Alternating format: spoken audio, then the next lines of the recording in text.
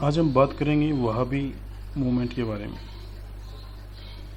और वहाबी मूवमेंट के बारे में बात करने से पहले हमें थोड़ा सा उसके बैकग्राउंड में जाना पड़ेगा कि वहाबी मूवमेंट क्या था और किस लिए शुरू किया गया था। जब हम मध्यकाल की बात करते हैं तो हमें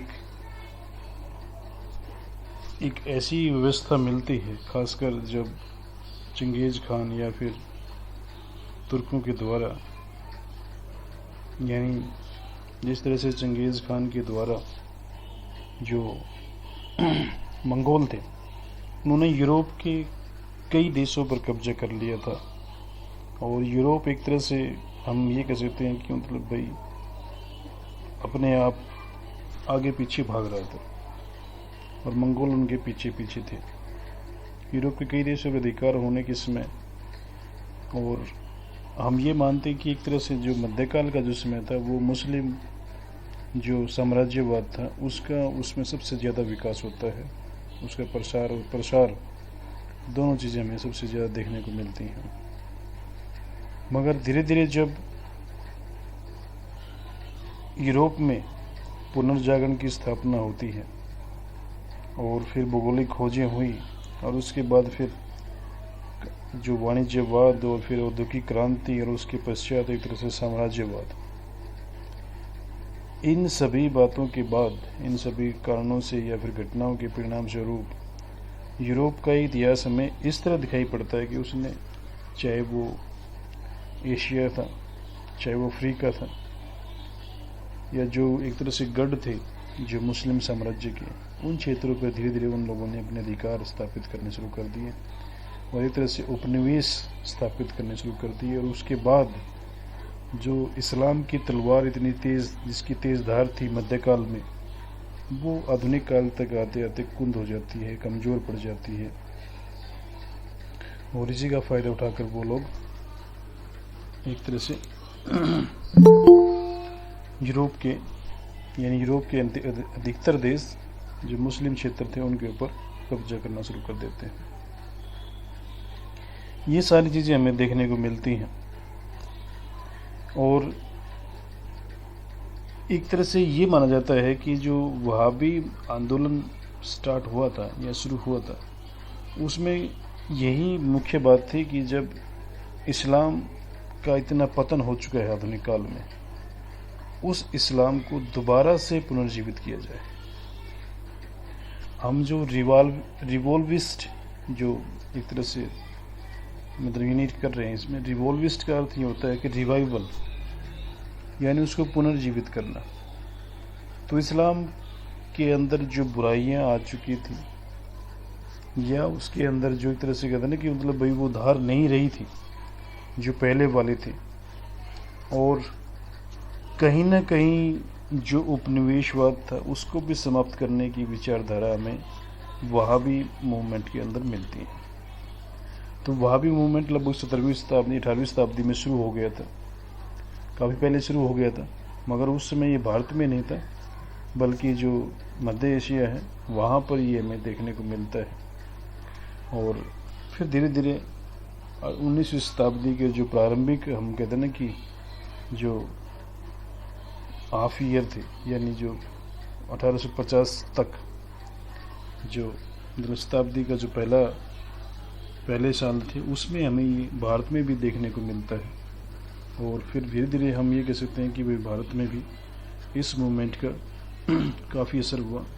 और कई बार ये भी कुछ इतिहासकार कहते हैं कि 19वीं शताब्दी के भारत के जितने भी रिवोल्ट हुए या मूवमेंट हुए, उनमें सबसे ज़्यादा संयमित और प्लानिंग के साथ वहाबी मूवमेंट हमें सामने नजर आता है।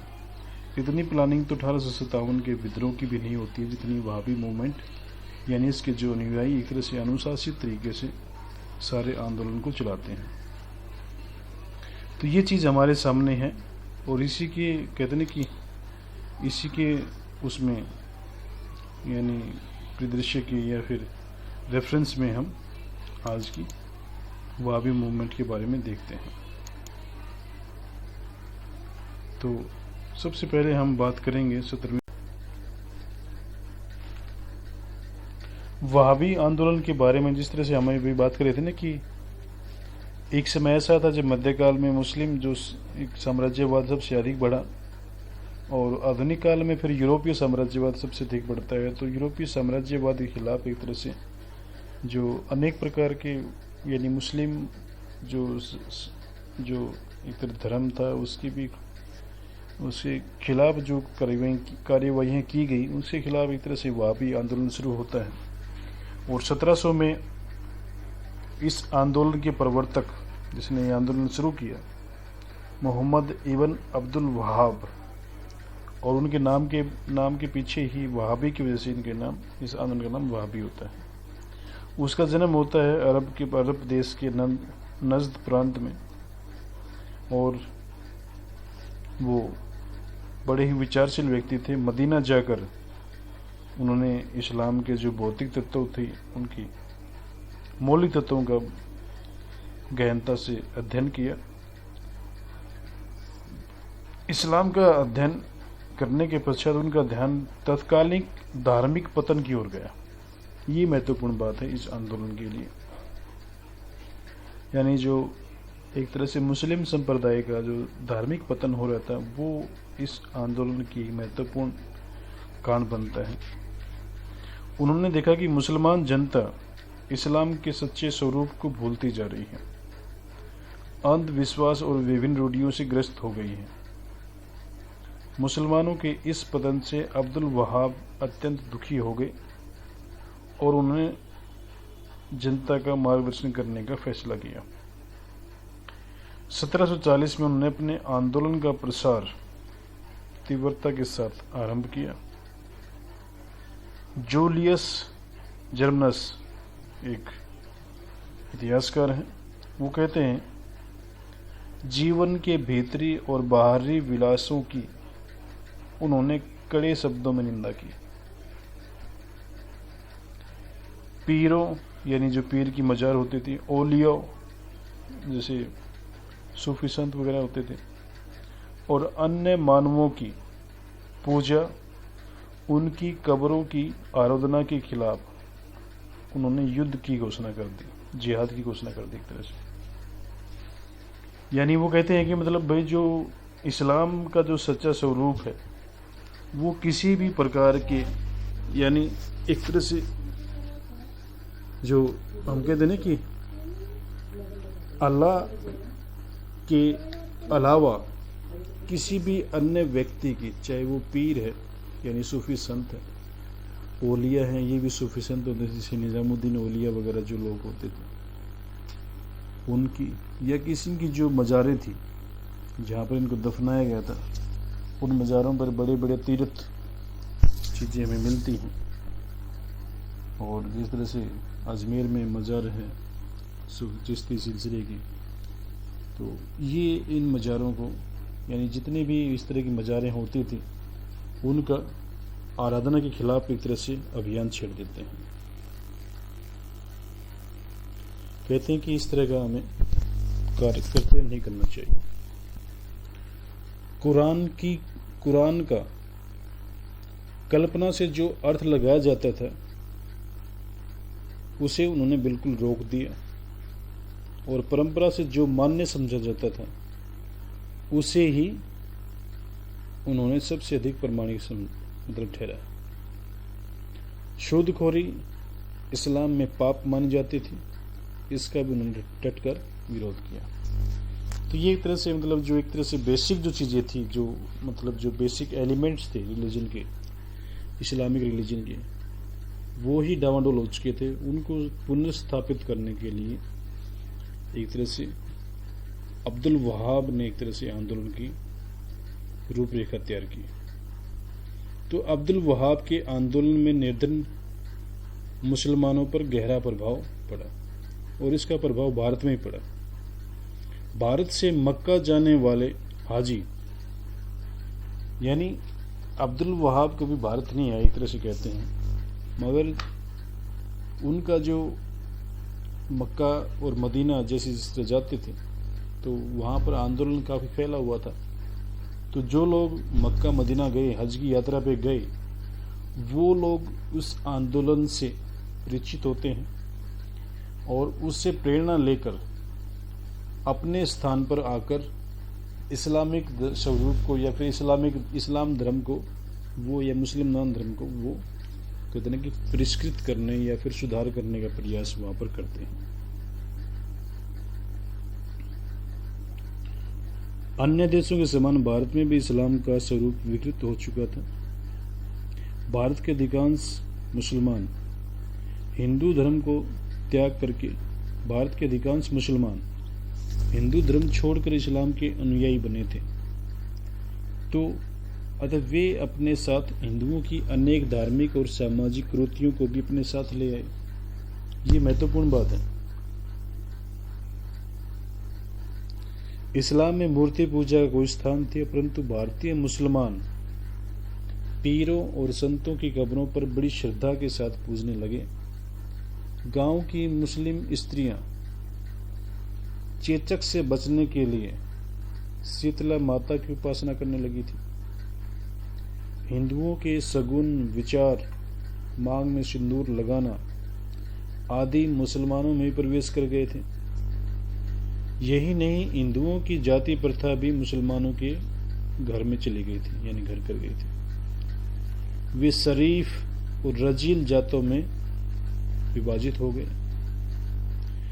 अंग्रेजों के भारत में प्रवेश करने के पश्चात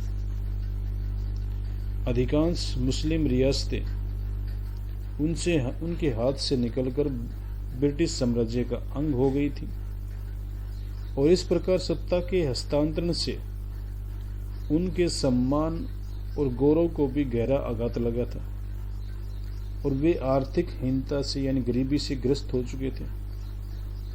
अनेक पढ़े लिखे मुसलमानों ने भारतीय मुसलमानों की दीनहीन दशा की ओर विचार किया और अनेक मुस्लिम विद्वानों ने उनके कुसंस्कारों को दूर करने के लिए प्रयास किए, जिसमें सैयद अहमद बरेलवी का नाम विशेष रूप से उल्लेखनीय है। जिस तरह से इसमें बताया गया है कि हम कहते हैं कि भारत में जो इस्लाम था वो भी एक, क्योंकि यहाँ पर सारे जो आज हम देखते हैं मुस्लिम वो सारे बाहर से नहीं आए, बल्कि भारत के ही लोग जो उसमें हिंदू थे या किसी दूसरे धर्म के अनुयायी थे, उन्होंने अपना धर्म त्याग करके मुस्लिम धर्म अपनाया। ये अलग बात है कि वो मजबूरी थी या फिर जोर जबरदस्ती थी, उसके ऊपर चर्चा नहीं कर रहे हैं हम बात उस एंगल पे कर रहे हैं कि उन लोगों ने धर्म को एक तरह से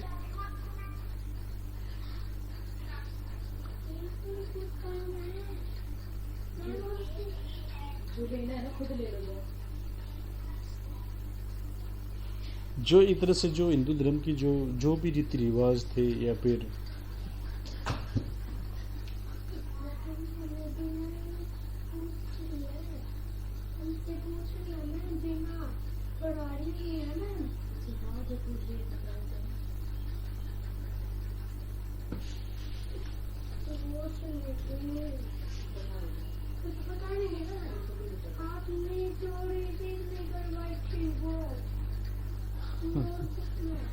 चलो भाई, बच्चे क्लास आई हुई है और उसमें मैडम कुछ सुन रही है उससे और उसने याद नहीं किया। तो एक तरह से जैसे जिस प्रकार की हम अभी बात कर रहे थे ना कि जो मुस्लिम जो समाज था, जो मुस्लिम बने हिंदू या फिर दूसरे धर्म के लोग, उन्होंने अपनी आदतें नहीं छोड़ी। जो संस्कृतियाँ जो रीति रिवाज उनके यहाँ पे चले आ रहे थे उनको वो उसको एज इट इज मुस्लिम धर्म में भी ले आए। जैसे इनमें जो सबसे बड़ी जो हम कहते हैं ना कि मुस्लिम संप्रदाय में पहले जातियाँ नहीं होती थी, जब भारत आने से पहले, मगर भारत में आने के बाद मुसलमानों में भी जातियाँ आ गई। क्योंकि जो हिंदू मुस्लिम बने, मान लो अगर वो राजपूत थे तो मुस्लिम राजपूत हो गए, अगर वो सोशल कैटेगरी में लोअर कास्ट थे तो मुस्लिम चरमकार या मुस्लिम कुमार या मुस्लिम जुलाए, इस तरह की वो इस तरह से हिंदू जुलाया, उधर से मुस्लिम जुलाया, इस तरह से बातें ऊँची में देखने को मिलती हैं। तो यही जो बहुत सारी चीज़ें थी जिनकी वजह से यानी अब पता नहीं चलता था कि मतलब भाई सिर्फ वेशभूषा को छोड़कर के बाकी जितने भी संस्कार वो लोग करते थे उनसे पता नहीं चलता था कि ये हिंदू है या मुस्लिम महिला है। तो इसका उन्होंने, इन लोगों ने, जब ये लोग मक्का गए तो इन्होंने उस चीज़ का विरोध किया। अब थोड़ा सा हम सैयद अहमद बरेलवी के बारे में, जो बरेली से थे या रायबरेली उत्तर प्रदेश में है, वहाँ से वो रहने वाले थे और उनका जन्म एक मुस्लिम परिवार में हुआ और जो अपने आप को एक हज़रत मोहम्मद का वंशज मानते थे। किशोर काल यानी जब वो किशोर अवस्था में थे, सैयद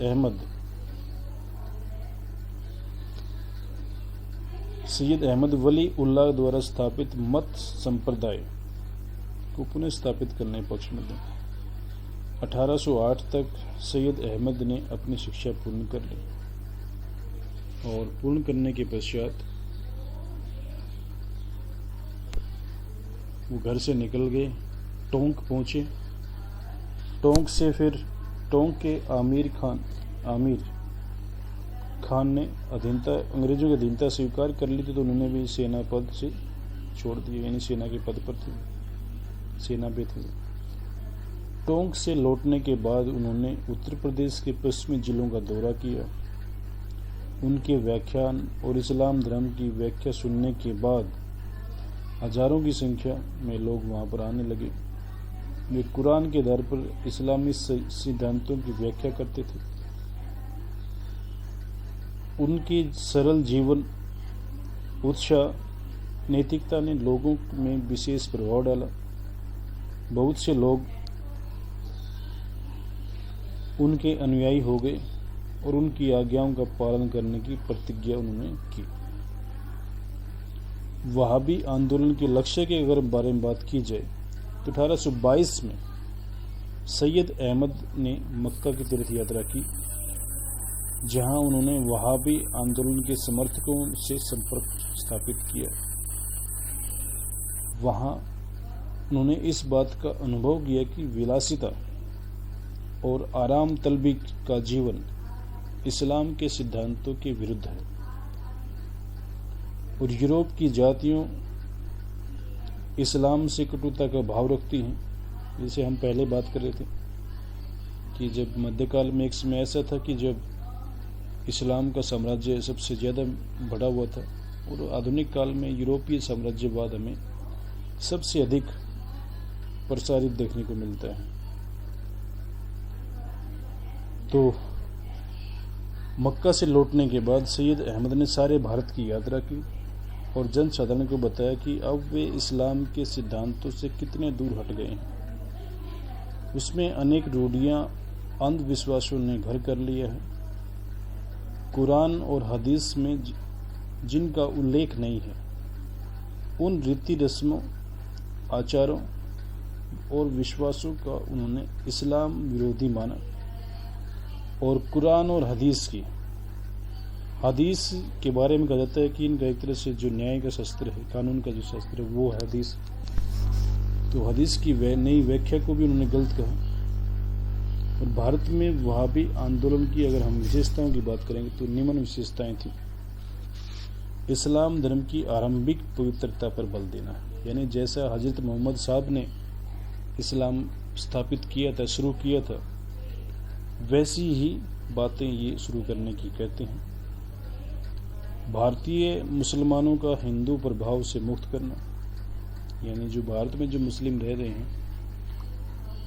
वो हिंदू प्रभाव से, यानी जो भी धर्म है इस्लाम, उसमें जो हिंदू प्रकार की रीति रिवाजें आ चुकी हैं उनको दूर करने का प्रयास करते हैं। आंदोलन को धार्मिक होने के साथ साथ क्रांतिकारी बनाना, ये बड़ा महत्वपूर्ण बात थी।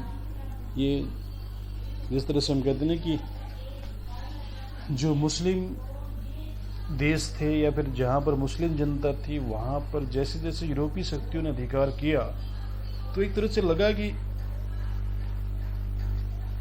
उस इस्लामी साम्राज्य को समाप्त किया जा रहा है जिसकी स्थापना कभी हजरत मोहम्मद या फिर उसके अनुयायियों ने की है।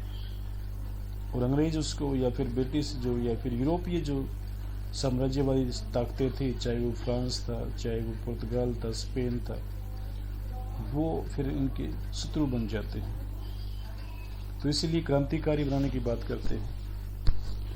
योद्धाओं की टोली का निर्माण करना, और ये इसका चौथा हमें विशेषता देखने को मिलती है।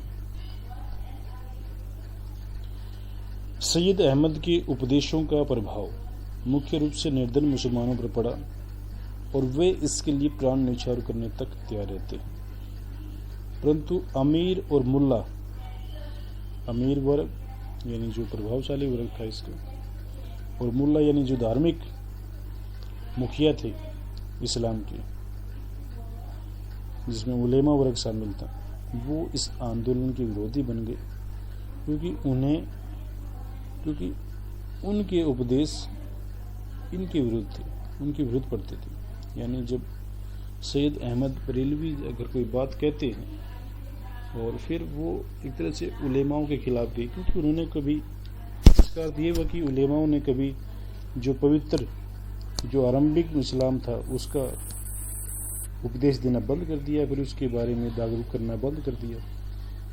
आगे चलकर सैयद अहमद ने घोषणा की कि भारत मुसलमानों का राज्य न रहने के कारण दारुल हरब बन गया है।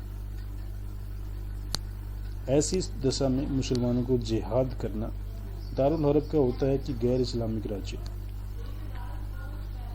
दारुल हरब बन गए हैं। ऐसी दशा में मुसलमानों के लिए जिहाद करना परम आवश्यक है। यानी मुस्लिम सत्ता को स्थापित करने के लिए जब शुरुआत में हम अगर बाबर की बात करते हैं तो उसने भी जिहाद का नारा दिया था भारत में इस्लामिक सत्ता, अपनी इस्लामिक सत्ता को या मुगल सत्ता को स्थापित करने के लिए। और इसी तरह से फिर आगे चलकर हम कहते हैं कि बाबर ने इसका प्रयोग कई जगह किया। हालांकि बाबर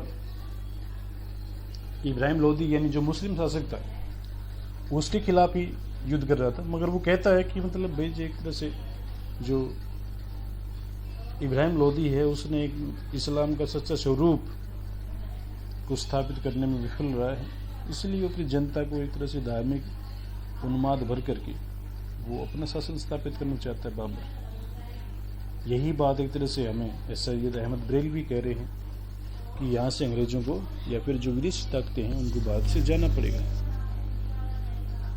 और इसीलिए धार्मिक युद्ध यानी जिहाद की बात की जा रही है।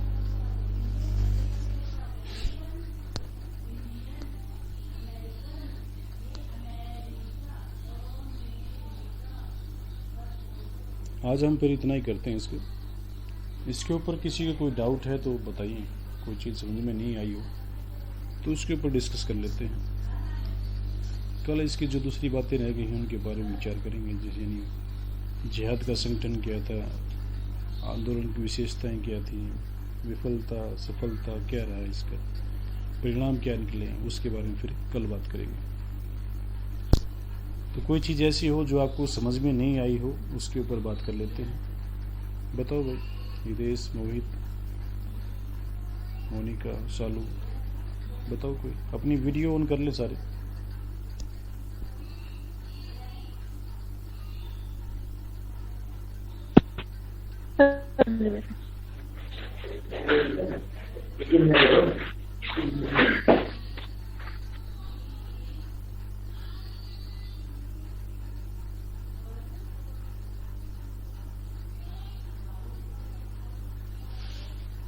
बताओ मोहित, कोई चीज समझ में नहीं आई हो?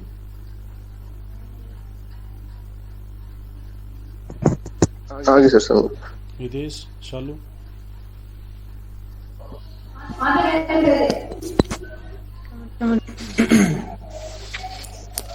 सर इसमें जैसे कि कह रहे थे कि दो वर्ग जो जाति आ गई थी, हिंदू जब भारत में आए, हिंदू जब मुसलमान बन गए, तो जैसे शिया और सुन्नी मुसलमान होते हैं, तो सर ये इनके बाद और बाद में ये पहले या इनसे पहले? शिया और सुन्नी तो पहले से ही हैं। शिया और सुन्नी तो पहले से ही हैं। जो चौथा खलीफा था अली। उसके बाद से एक तरह से शियाओं का उदय का हमें देखने को मिलता है। उससे पहले सुन्नी समुदाय में देखने को मिलता है, और सुन्नी से ही हज़रत मोहम्मद पैगंबर मोहम्मद साहब वो उससे संबंधित थे। चौथे खलीफा के बाद शिया, यानी जिन्होंने धार्मिक जो इस्लाम का जो कहते हैं कि एक उदार स्वरूप, वो शिया से फिर सूफी एक तरह से निकलते हैं, वहीं से फिर एक तरह से ये विचारधारा बनती है। तो जो हिंदू धर्म में जो बातें आती हैं जाति की, वो आरंभिक जो एक तरह से इस्लाम था उसमें वो चीज़ें नहीं थी। और फिर हिंदू धर्म में धीरे धीरे मतलब जितनी हिंदुओं की जातियां थी वो सारी जातियां, क्योंकि हर प्रकार के लोग, हर प्रकार की जाति के लोग भारत में मुस्लिम बनते हैं, तो वो जातियां फिर उनके अंदर चली जाती हैं। उनका पैसा यानी जो व्यवसाय था वो वैसा ही था जैसा हम जो हिंदू लोग कर रहे थे उस जाति के, यानी कुमार हैं तो वो भी कुमार का ही काम कर रहे हैं या दूसरे जो काम है। मगर हमें ये देखने को मिलता है कि जितनी जातियां हिंदू धर्म में थी उसी इतनी ही लगभग जातियां हमें मुस्लिम संप्रदाय में देखने को मिलती हैं, या फिर मुस्लिम।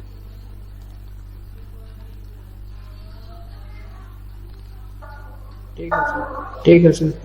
बाकी भाई मोनिका और ये मनदीप कौन था, आरती,